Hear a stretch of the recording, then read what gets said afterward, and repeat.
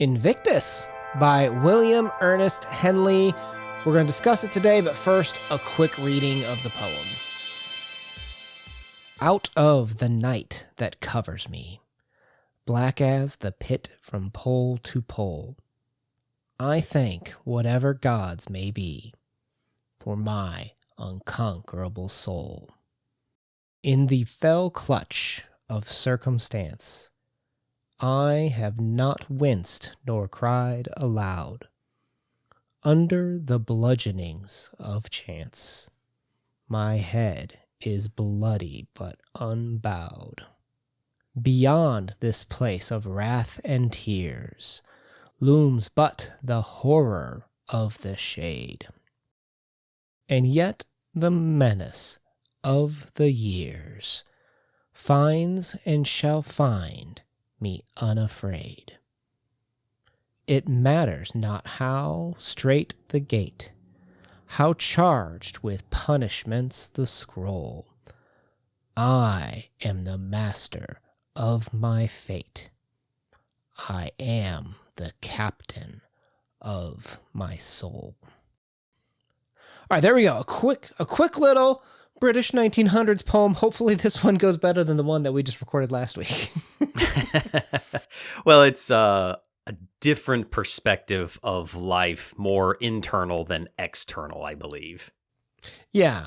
And to me, this one felt, I don't know much about this author or the things around this poem, but it felt very personal. It felt like there was a clear thing he was trying to get off of his chest when writing this. I don't know any of the circumstances, but it felt that it was very personal, if that makes sense.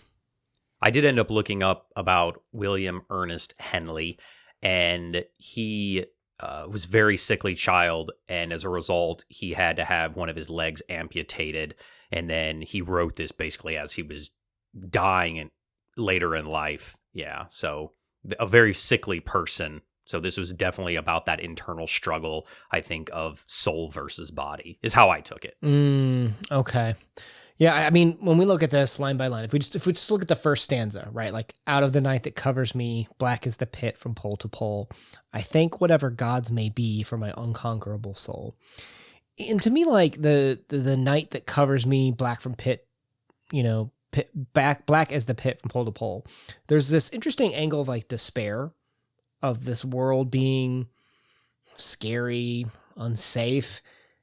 But at the same time, there's an element of bravery to it because it has this, whatever gods may be, like this humility. Like the speaker doesn't know the truth about what religion is, but he accepts that there's this driving thing behind him that he calls the soul. Yeah, I was kind of curious to get your thoughts on that as well. I couldn't really grasp, and in my quick research of a half an hour about Henley, I couldn't really delve deep into, is he religious? What religion is he? Is he an atheist, agnostic? It was really kind of hard to tell. And you'll notice that I picked up real quick because, we try to analyze things very critically around here, is that gods is plural. And 2, it's a lowercase g, not the big G. So that I always kind of think, that seems very intentional because usually, well, not usually, but a lot of times authors are intentional with how they throw around the G word. Sure. I know nothing about the author either. I can just tell you when I read that, to me, it gave like the speaker of the poem this agnostic view. Like if I were to place this, is this a Christian poem or an agnostic poem? You know what? It's kind of got, when we talk about soul, like that has those religious undertones. But when we talk about the humility that the speaker has, it firmly, to me, places it in the agnostic category. But it's almost like one of those, I think they call them like a hopeful agnostic, like they hope that there's something out there. Because, when we look at this poem right here, this second stanza, it says, in the fell clutch of circumstance, I have not winced nor cried aloud. Under the bludgeonings of chance, my head is bloody but unbowed. So he's gone through some business, right? Suffering, challenges, right? But something has allowed him to endure. Something has allowed him to push forward. And is it that soul? Is it that, like, what is it that allows him to be unbroken in the face of all of this personal tragedy? I think it comes down to one key word that we all latch on to a lot of times in our life, and it's hope, which is a very, very powerful word. It feels like that he's struggling with his own internal belief, because if there is nothing after, and this is the end, what a crappy existence to have, to suffer like this, and then there be nothing afterwards. And that, to your point of, even if I'm wrong and there is something afterwards, is it better to exist in hell than to not exist at all? I don't know, you can go really deep on this poem on your own personal philosophies and beliefs of an afterlife, but also that personal struggle that you have externally and internally in life as we know it. To me, because you're right, the next stanza in the poem talks about like the horror of the shade, and to me that kind of implied eternal death, right? Eternal suffering. And when we look at, something that is honestly very positive when it comes to like, I can't think of the right word to describe this, but like, how do we justify suffering? And to me, like that hope of the rebirth, the hope of eternal bliss, well, that sounds like a pretty good, result of pushing through this. Like that's a positive, right? If we look at just like where this speaker is, like, he's gone through some difficult times, right? And beyond this place of wrath and tears, greed, making like this world a suffering place, looms the horror of the shade, like eternal nothingness. Like, my question is almost kind of like, what is it that gives him that hope? Like, what allows his soul to endure, particularly if he's not particularly Christian and he's like a hopeful agnostic, and the speaker wants there to be something. Imagine sitting there and, you said that the author had been through some of the tough stuff in terms of amputation and in terms of like, being sickly and stuff. I don't know what all that entails, but it sounds to me like he probably at some point in his life was wondering, what gives me strength to push through this? Because there are plenty of people that were broken and did bow probably through some of those tests. And the speaker speaks to, I think, that level of, what is it that is giving me hope? Is it this soul? Like, what is this broader picture that I'm able to look at? And for, like Christians, like you said, there's like that eternal bliss, like in a broader promise, I will suffer this existence for now, with the idea of being able to have like that perfect life.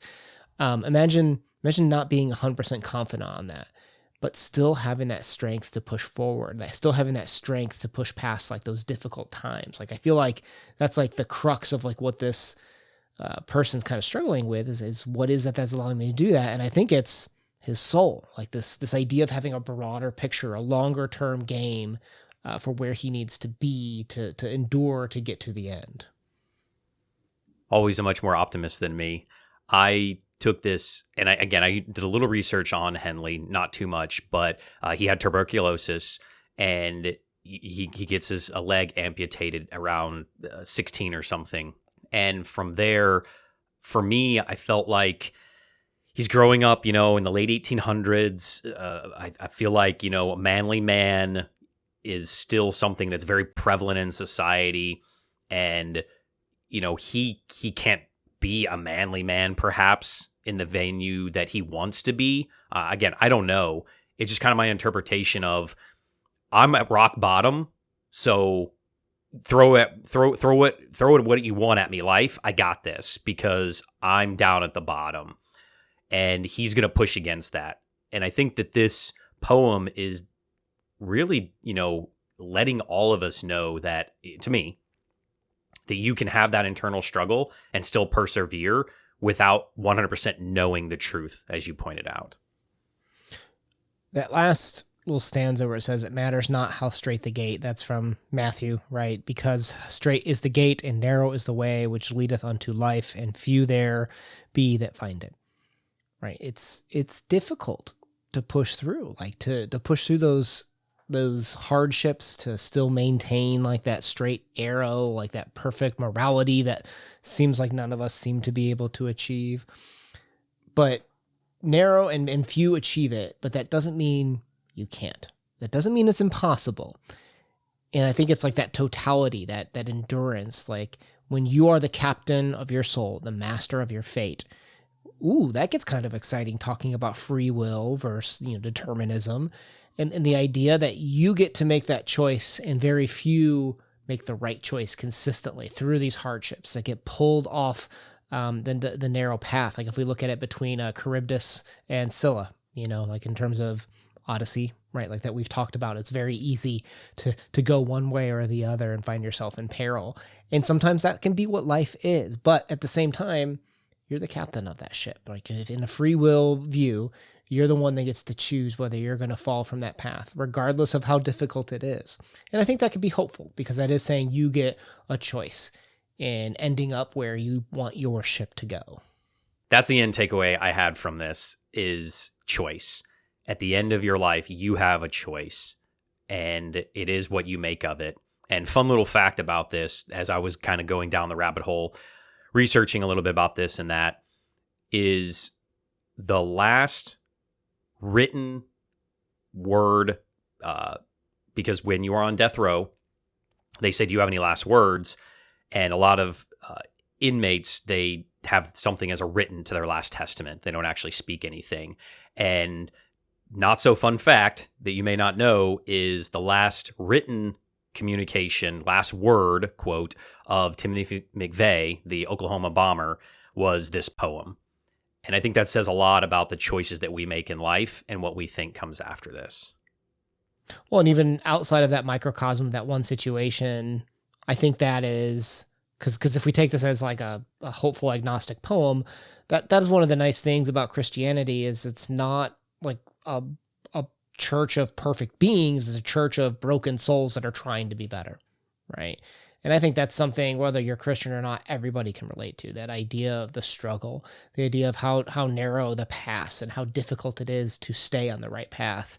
But at the end of the day, if we believe in free will versus fate, we are the captains of our soul. And I think that is something that each of us may not always make the right choice, but we can try every day when we're in charge of the steering. Yeah, so to answer your question from the very beginning, I think that this is a better poem for us. It gives a little bit more hope, right? Better than last week's. All right, let us know in the comments down below what you thought of this poem. My name's been Una. Thank you for spending time with us today. Peace. Peace.